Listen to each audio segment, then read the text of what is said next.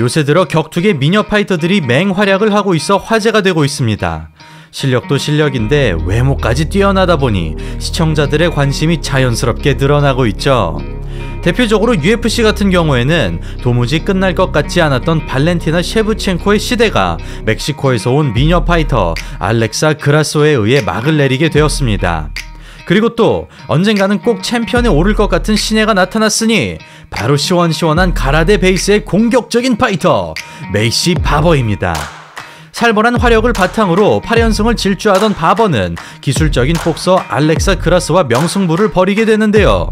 오늘은 상향 평준화된 여성부 MMA 수준을 피부로 느낄 수 있는 미녀 파이터 2명 알렉사 그라스와 메이시 바버의 경기를 알아보겠습니다. 시청자 여러분 안녕하십니까. 대한민국을 대표하는 격투기 및 무술 전문 분석 채널 차도르 채널을 운영하고 있는 저는 차도르입니다. 반갑습니다. K-팝과 한국 드라마를 사랑한다며 저와의 인터뷰 도중 소나트까지 보여준 멕시코의 미녀 파이터 알렉사 그라소. 하지만 현재 그녀의 위상과는 다르게 사실 그라소는 플라이급 챔피언에 오르기까지 순탄치 않은 과정을 겪었습니다. 복싱과 주짓수의 결합으로 중소단체에서 8연승을 기록한 그라소는 많은 기대를 받고 UFC에 입성했으나 겨우 두 번째 경기 만에 패배, 이후 건강 문제로 개체량을 실패하면서 불안한 출발을 보입니다. 그 뒤 특급 레슬러 타티아나 수아레즈를 상대로 일방적으로 패배하고 마는데요. 한 번의 테이크다운이 서브미션으로 연결되면서 1라운드를 넘기지 못합니다. 이후 에스파르자에게 또다시 무너지면서 UFC 3승 3패를 기록한 그라소. 반등이 필요한 시점에서 개체량을 2.5kg이나 초과하게 되고 이로 인해 어쩔 수 없이 플라이급으로 돌아갑니다. 그리고 이때 만난 상대는 마찬가지로 복싱에 강점이 있는 김지현 선수. 리치 15cm의 차이로 어려울 것이라는 예상이 지배적이었으나 MMA 글러브에 적합한 가드복싱으로 안정적인 수비를 구축하고 확실하게 먼 거리를 잡거나 아예 붙어버리면서 리치 차이를 극복하는 데 성공합니다. 더킹과 복싱 스타일의 펀치 연타, 사각으로 빠지면서 들어가는 움직임, 정타와 동시에 빠르게 거리를 벌리고 매 공격마다 두세 개씩 주먹이 나옵니다. 데미지보단 정확도에 집중하며 인앤아웃으로 풀어가는 그라소. 표트르 얀과 마찬가지로 가드복싱과 연타를 주 무기로 활용하지만 얀이 압박 운영을 즐긴다면 그라소는 반대로 아웃파이팅을 선호하는데요. 몸놀림에 주저함이 있었던 스트로급 시절에 비해 참 컨디션이 향상되면서 자신감이 묻어나는 게 티가 나죠. 그렇게 작은 것부터 차근차근 쌓아가며 자신보다 큰 상대를 영리하게 요리하는 그라소. 플라이급에서 결코 크지 않은 체격이지만 확연히 달라진 경기력으로 판정 승리를 따냅니다. 그렇게 플라이급 데뷔전을 성공적으로 마친 그라소는 곧바로 랭킹 15위에 오르게 되는데요.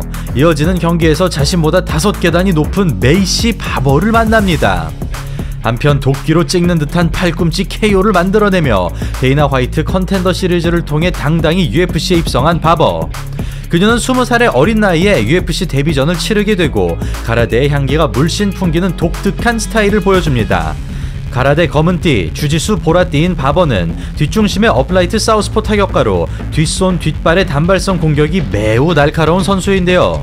료토 마치다처럼 활발한 골반 페인트 이후 큰 공격을 시도하지만 카운터에만 의존하지 않는 것이 특징이며 쇼토간 가라데 선수들이 늘 그렇듯이 원거리를 단숨에 좁히는 발군의 풋워크를 가지고 있습니다. 여기에 홀리온 못지않은 사이드 스텝까지 더해지면서 자유로운 공격 루트를 안정적으로 풀어내는 바버.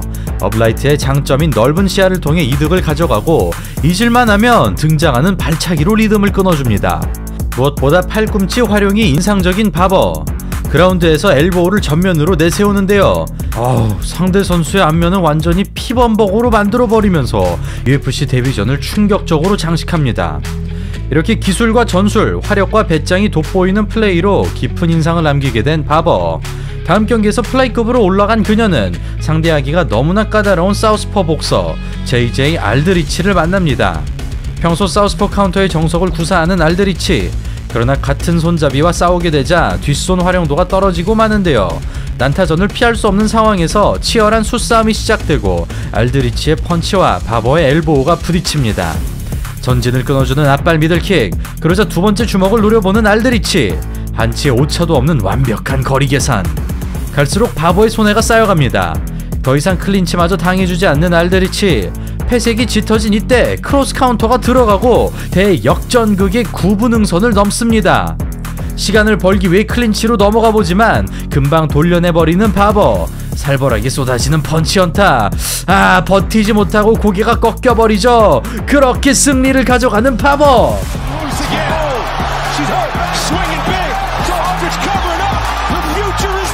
지금까지 거둔 7번의 승리 중 6번을 피니시로 장식하는데요. 진짜 어마어마합니다. 그리고 이어지는 경기에서 또다시 KO로 승리하면서 범상치 않은 신예가 나타났음을 증명합니다. 그리하여 프로 데뷔 전 2년차에 UFC로 들어간 건 물론 겨우 3년 만에 8전 전승을 쌓아 올린 바버. 지금까지의 기세로는 이대로 타이틀전까지 올라갈 것 같은 상황. 그러나 레슬링에 무너지면서 UFC의 벽은 높다는 것을 실감하게 되죠. 그렇게 커리어 사상 첫 패배를 경험한 바버는 재기전에서 알렉사 그라소를 만나게 되는데요.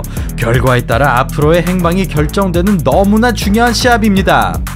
그렇게 2021년 UFC 258 코메인 이벤트에서 맞붙게 된 새 시대를 대표하는 두 명의 미녀 파이터들. 한 가지 달라진 점은 그라소의 근육량이 눈에 띄게 늘어난 것. 1년가량 휴식기를 가진 바버 역시 단단해진 모습입니다. 기존의 업라이트 스탠스를 유지하되 턱을 당긴 바버. 카운터보다는 먼저 들어가겠다는 생각인데요. 장기인 빰 클린치로 붙어보지만 저항이 만만치 않습니다. 차격에서는 바버가 앞서는 가운데 힘싸움에서 밀리지 않는 그라소. 미끄러지듯이 이동하는 사이드 스텝. 호기롭게 펀치 싸움을 걸어보지만 오히려 카운터만 허용하고 다시 사우스포로 바꾼 다음 레슬링을 섞어줍니다. 그동안 타격에 의존하던 운영과는 전혀 다른 스타일의 바버. 침착하게 끊어주는 그라소. 스트레이트가 엇갈리고 정석대로 레프트 훅으로 넘어가지만 여기서 한 템포 기다린 바버는 똑같이 레프트 훅을 치는 대신 다음 박자에 주먹을 넣습니다. 이어지는 2라운드. 사우스포에서 원거리를 유지하는 바버. 대치구도에서 킥을 쓰겠다는 생각이지만 빠른 발을 잡지는 못합니다. 뒷손에서 로킥, 찬발 끌어당기며 3-2로 연결되는 움직임. 그라소 역시 사우스포로 전환하고 뒷손 거리가 가까워진 만큼 적극적으로 덤벼듭니다. 두 선수 모두 끊임없이 스탠스를 바꿔주는 가운데 기어를 올리는 바버. 킥에서 펀치로 전략을 수정하고 라이트를 마치지만 후속타에 걸립니다. 냉정하게 치고 빠지는 그라소. 데미지를 감지하자 태클에 대비하기 위해 중심을 낮춰주고 예상대로 테이크다운을 막아내면서 유리한 흐름을 가져갑니다. 짧은 거리에서도 연타를 잊지 않는 그라소. 이를 화력으로 깨부수는 바버. 순간 거리를 잡는 움직임이 효과를 발휘합니다. 이 와중에도 위빙을 활용하는 그라소. 복싱 기술을 MMA에 제대로 녹여내고 있는데요. 바버 역시 장기를 살려보는 가운데 킥캐치에 성공하면서 드디어 그라운드로 끌고 갑니다. 걷어내고 들어가보지만 이 틈에 안발을 낚아채는 그라소. 사이드까지 내주게 되면서 어려운 시간이 계속됩니다. 암트라잉글을 잡을 수 있는 상황. 가까스로 벗어나지만 대신 백으로 연결되고 그라소의 수준 높은 주짓수를 맛본 끝에 2라운드가 종료됩니다. 자, 그리고 마지막 3라운드. 이제 승리하기 위해서는 모험을 걸어야 되는 바버이죠. 차분하게 기다리는 그라소. 확실히 영리하죠. 1, 2라운드를 가져갔다는 전제하에 받아먹겠다는 생각입니다. 워킹 스텝으로 잡아보지만 들어온 거리만큼 피봇으로 빠져버리는 그라소. 큰 공격이 실패로 돌아갔으나 그대로 페이스를 유지하는 바버. 기습적인 안다리. 엘보우 파운딩으로 확실한 성과를 거둡니다. 맹공을 시작하는 바버. 파워풀한 스윙으로 끝까지 쫓아가고 사이드 스텝이 잡히면서 수비에 구멍이 생기죠. 데미지 때문인지 움직임이 급격하게 저하된 그라소. 클린치에도 허점이 발생하고 자랑하는 사이드 스텝마저 구사하지 못합니다. 이 틈에 승부수를 내야 하는 바버. 케이지 레슬링에 많은 시간이 소비되면서 좋은 기회를 날리고 마는데요. 중심을 잃을 만큼 풀파워로 던져보지만 사이드 스텝이 살아나면서 허공을 가릅니다. 그렇게 모든 라운드를 마치게 된 두 선수. 판정 결과 예상대로 만장일치로 그라소의 손이 올라갑니다. 이 한 번의 승리로 랭킹 15위에서 9위까지 오르게 된 그라소. 그리고 사실 3라운드 중반부터 그라소의 움직임이 멈춘 데에는 단순히 점수로 앞서고 있어 시간을 끄는 전략적인 움직임이 아니었습니다. 경기 도중 무릎이 터지는 소리를 들었던 그라소는 그때부터 다리 움직임에 제약이 생기게 되었고 어쩔 수 없이 케이지 레슬링으로 시간을 벌었으나 스스로 생각하기에 답답한 경기를 펼친 것이 화가 났었다고 합니다. 이후 무릎이 터지는 소리가 전방 십자인대 파열로 밝혀지면서 수술과 재활 기간을 가지게 되는데요. 다행히 무릎이 정상적으로 돌아온 그라소는 2022년 2번의 승리를 추가했고 이듬해 셰브첸코를 꺾고 대이변의 주인공이 되었습니다. 한편 그라소전의 패배로 2연패에 빠지게 되면서 이전까지의 8연승 행진이 순식간에 묻히게 된 바버. 그녀는 다음 경기에서 재기에 성공하지만 관점에 따라 승패가 바뀔 수 있을 만큼 아슬아슬한 승리를 거두죠. 그리고 바버는 기존의 타격가 스타일에서 자신의 발목을 잡았던 그래플링 스타일로 변신하는데요. 케이지 레슬링에서 약점을 드러냈던 바버였으나 이를 확실하게 보완하며 2연승에 성공! 안정적인 기량으로 제시카 아이까지 잡아내면서 연패의 기억을 씻어냅니다.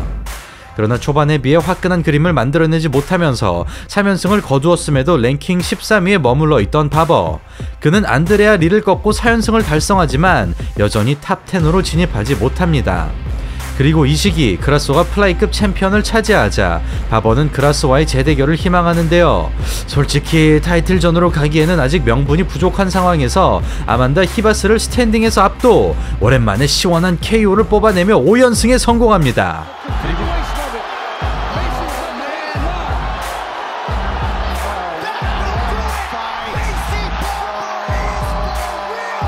그리고 그녀의 가장 최근 경기인 UFC 299 대회에선 케이틀린 서미나라와 붙고 계속해서 전진하며 접전을 만들려고 했지만 장신의 서미나라가 계속해서 거리를 유지하며 포인트 싸움만 했죠. 바버가 승리하며 또다시 연승 행진에 성공하긴 했지만 솔직히 경기 내용은 좀 많이 아쉽긴 했습니다. 이리하여 지긋지긋하던 15위권 경쟁에서 벗어나 드디어 탑5 안에 안착한 바버. 알렉사 그라소와 발렌티나 셰브첸코가 TUF 시즌 32의 코치로 발표된 지금 두 선수의 3차전이 가장 유력한 상황입니다. 바버는 현재 랭킹 4위로 타이틀전의 명분도 어느 정도 생긴 위치이며 더군다나 아직 20대 중반에 불과한 바버로서는 시간이 많이 남아있는데요. 특히 매 경기마다 새로운 전략을 시험하고 약점을 보완하고 있는 바버이기에 만약 그라스와 다시 한번 붙는다면 역대급의 여성부 매치가 탄생하지 않을까 감히 예상해보며 오늘 영상 여기서 이만 마치도록 하겠습니다. 저는 차돌이었습니다. 감사합니다.